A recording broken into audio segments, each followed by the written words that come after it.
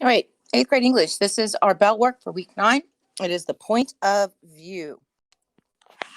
All right, eighth grade, we are going to be identifying whether it is the first, sorry about that, first person, second person, or third person point of view. If it is the first person point of view, you're going to find pronouns like I or we. It's the person who's telling the story is the person telling it, the main person in the story. Second person uses the pronoun you.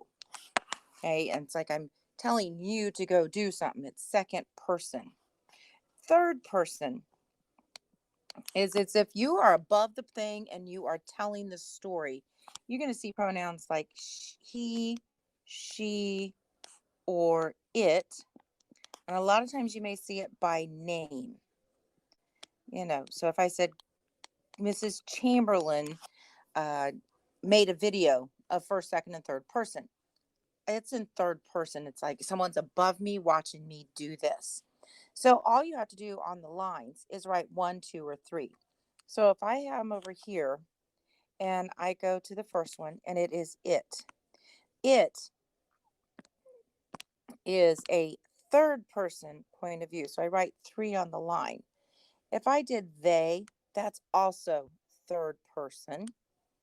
If I have I, that's first person. If I have we, that's first person. If I have you, that's second person.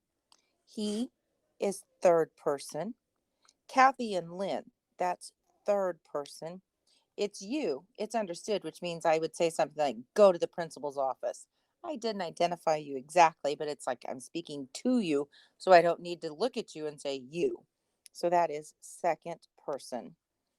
If I said the word truth, that would be in third person. And if I said taxis, cars, and buses, that would be in third person.